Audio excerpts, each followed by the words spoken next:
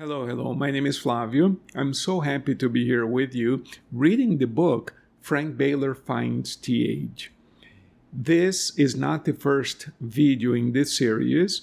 If you're new with us, I would suggest that to go back to the first video only so that you can get the story from the very beginning, because I read the book from the very first page, and I also explain in previous videos how this whole thing came to be. Frank Baler handed me this manuscript back in 2020, asked me to edit and do whatever I wanted with it. We eventually published it, and the few people who have read it so far have told me that there's so many questions and they wish they had more explanations and more background on so many of these stories. And it's a mystical novel, but it contains the entire mystical path built in to that story. So I thought I would read the book to you and make a few comments to make it more understandable. I want to be brief on these comments, as brief as possible, to not take away from the beauty of the story. And I'm reading off of the Kindle just because it's a little easier to hold. But if you're reading off of the physical book, we are now on page 27, and Frank Baler is visiting with John and Priscilla, and they're beginning a process that's going to change his life following a massive crisis that he was in. So on page 27, the next to last paragraph is where we're at in the reading right now. And the book says, so, in the previous paragraph, it ends by saying, I loved her, I apologized to her and to her father, I sealed my fate. This is where we left off last time. Then he goes on and says, then we went for a weekend trip to Busch Gardens in Tampa, Florida, and had a horrific car accident. The accident was so horrible that when we went to pick up a suitcase left in the trunk of the crashed car, the attendant at the junkyard said that she thought everyone had died in that car at the time of the accident the day before. It was really eerie. The night of the accident, after the kids were in bed at the hotel, I asked Lyron for a talk. I told Lyron that I thought the accident was an omen, that we should make peace and have a good relationship. She agreed that the accident was indeed an omen, but that to her it meant that the relationship was over. The day of her daughter's birthday in August, we separated again.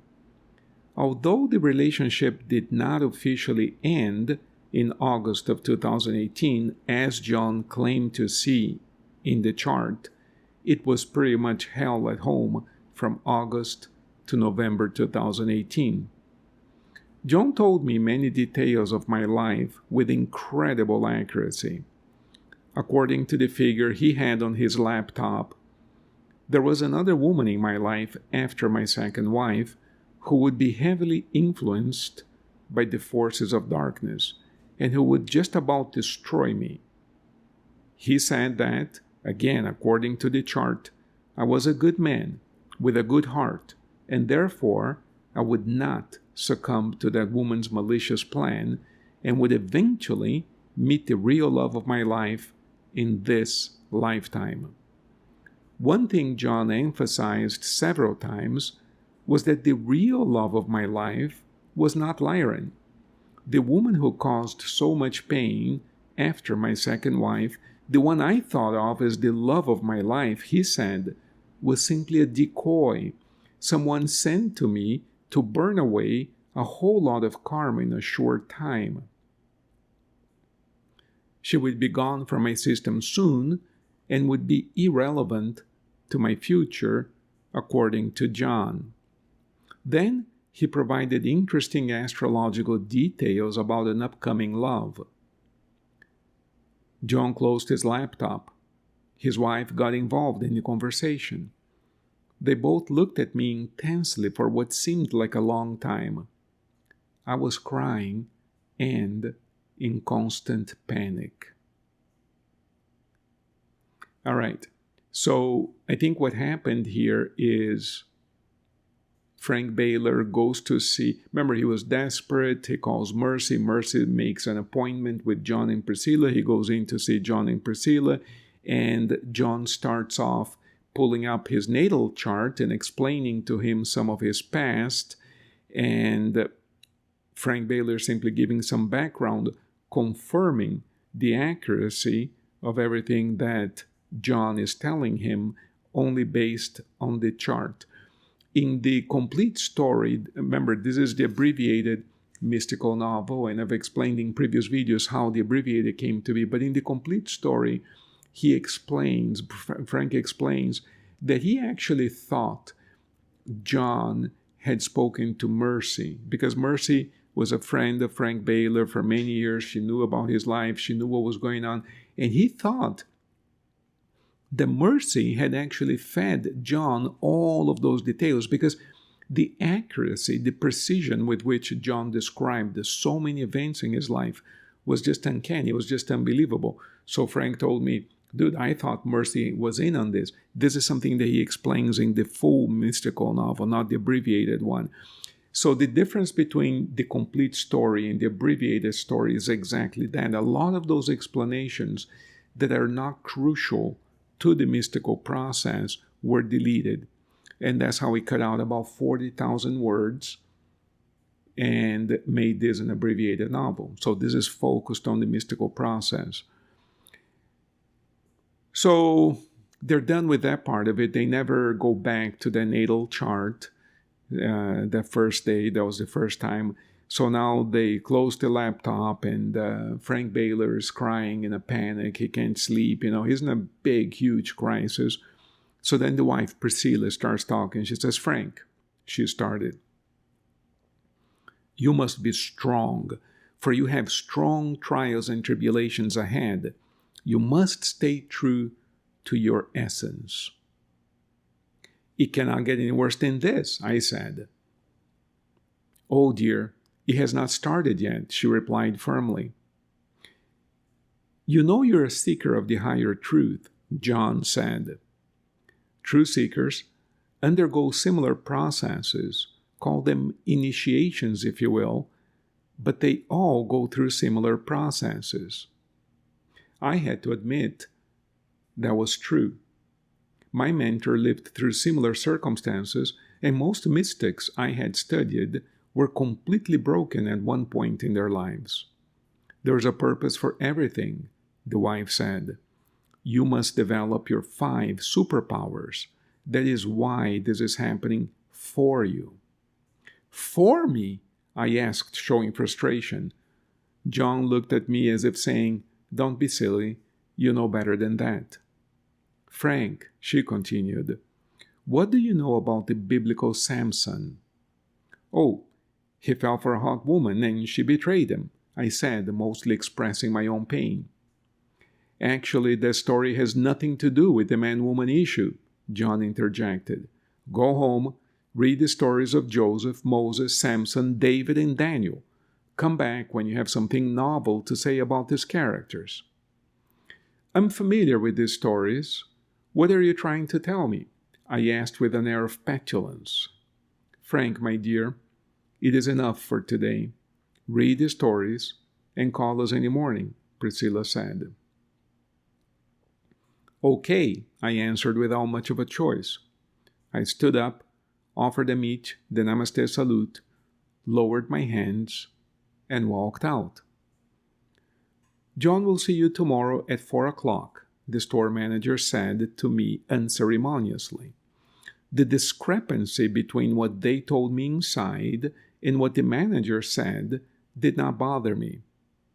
Thank you, madam, I said as I laid out the agreed amount of money on the counter and walked out. Once safe in my car, I began to cry. Again, not a gentle sob, but a profound catharsis. Little did I know at the time that those profound cathartic events would continue for a long time. There was so much accumulated pain to heal, and so much to learn. For various reasons, at the time, I had lost the ability to read. Before I get into this, let me explain something. That this is something that Frank and I talked about a bunch of times.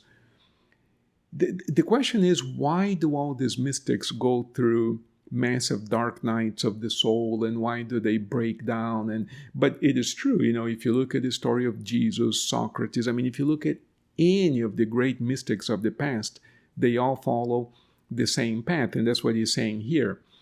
And there are several things that happen.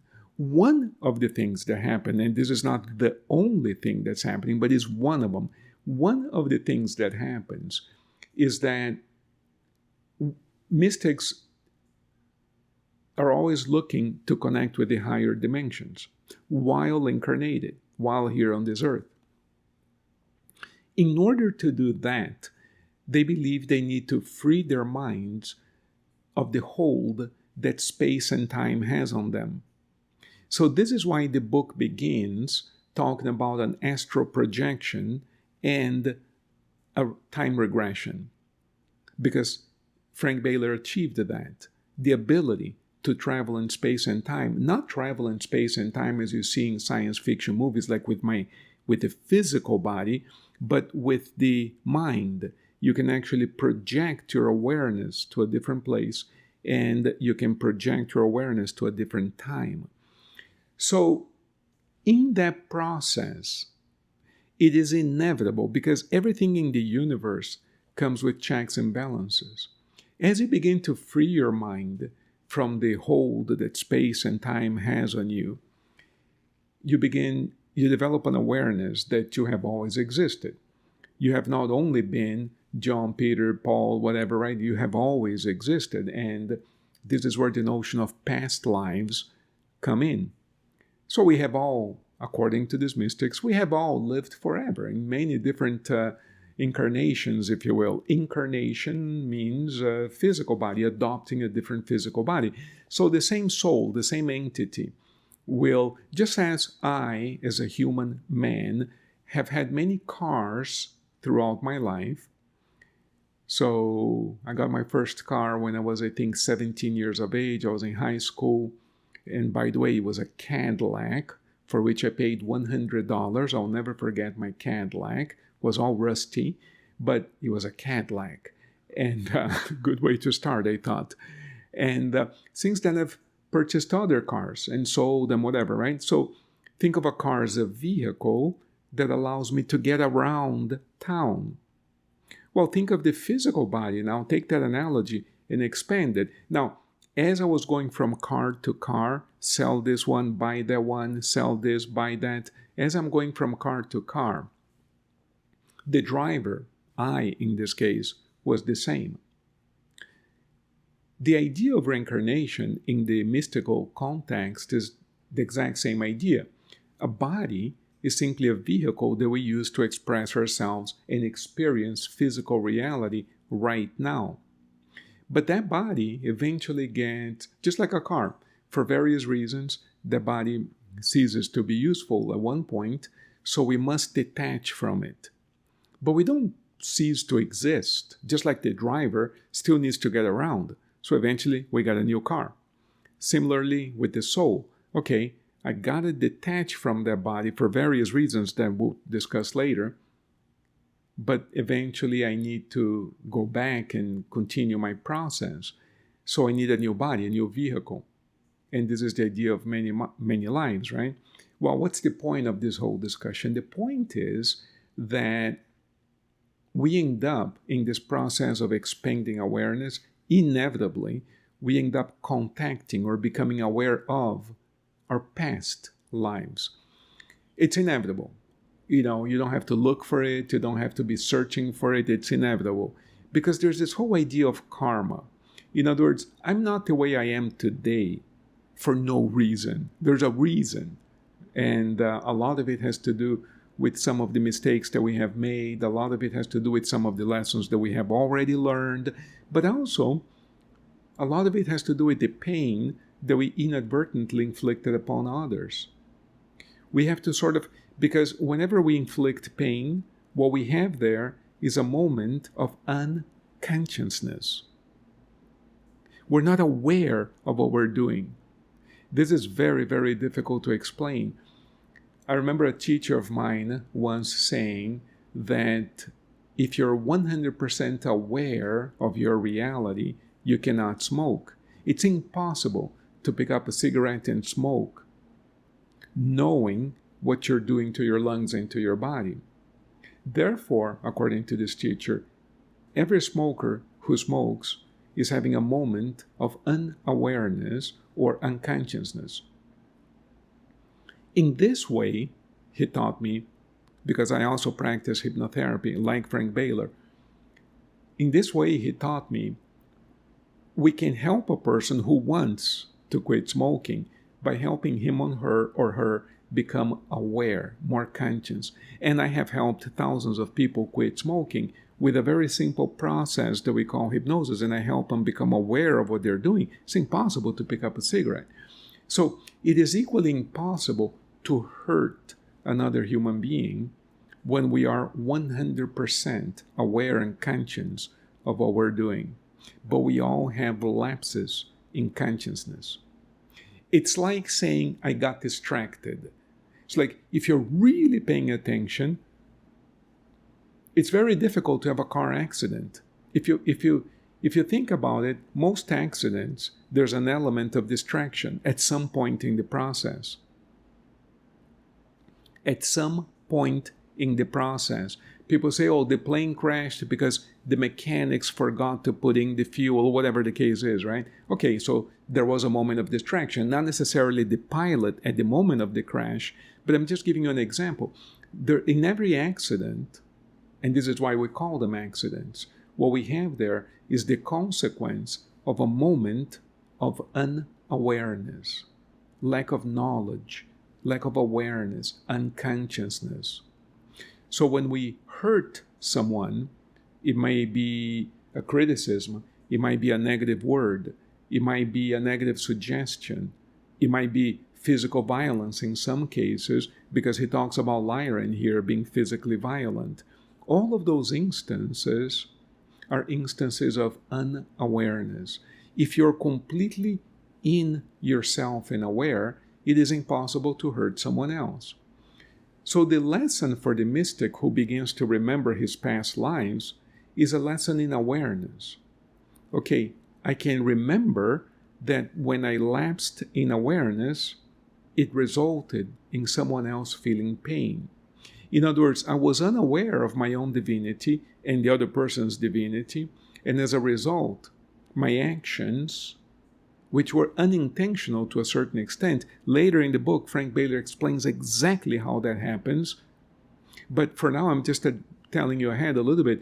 What happens at that moment was inflict pain on other people. But we were unaware of it. So later, we must deal with that energy, with that pain somehow, so that we may become aware of it. We may wake up so that potentially we don't do it again. So this is what we're talking about here. We're talking about the crisis. People think, well, the crisis was because he split up with Lyran. I've asked Frank Baler many times, was that the crisis? He says, no, dude, come on. Read the book. That had nothing to do with that. Of course, he wasn't happy about the separation. That's not the outcome that he wanted. But it was also inevitable because she chose a different path.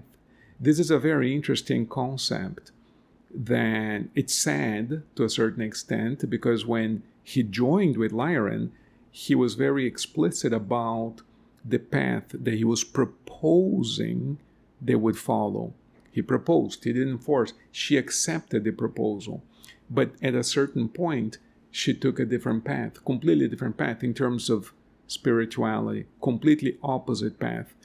And that made their relationship absolutely impossible because, you're pulling in completely opposite directions. So the separation was inevitable because she chose to go in a different direction than the one they had agreed to follow. So, nobody's fault really, but she couldn't simply have a normal separation either. That's part of the choices that she made. And Frank Baler held on, trying to remedy the situation, and that led to some human pain, true. But that was not the thing. The thing was that the crisis wasn't that. The crisis had to do with all of this. Past lives, the masters, the mystical path. You're going to see what happens as we go forward. Let's take a break. I'm going to come back and say, so John and Priscilla told him to go and read these passages, come back when he has something novel to say. Now he's going to start describing what happens when he gets back to the office where he lived at the time.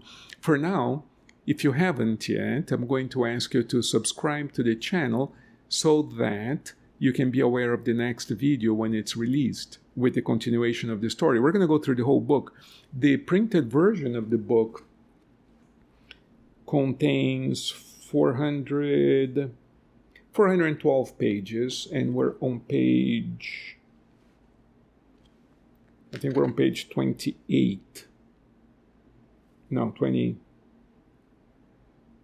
Oh, actually, we advanced a little. The Kindle doesn't have pages, so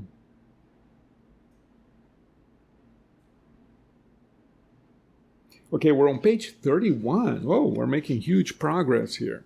Okay, on the physical book, we're on page 31. Let's mark this. So in the next video, we can continue reading at the appropriate place. The Kindle, as you know, is a continuous stream of text, but just in case you're following on the paper version, we're on page 31. That's where we're going to pick up next time. Subscribe, share the video, invite somebody else to these discussions, because as you're going to see, the book is a fantastic platform through which Frank Baler wanted to share something with us that can be so fascinating to so many of us. I have learned so much talking with him and reading his words, and I'm sure many of you will have a great time as well. Thank you and blessings to all of you.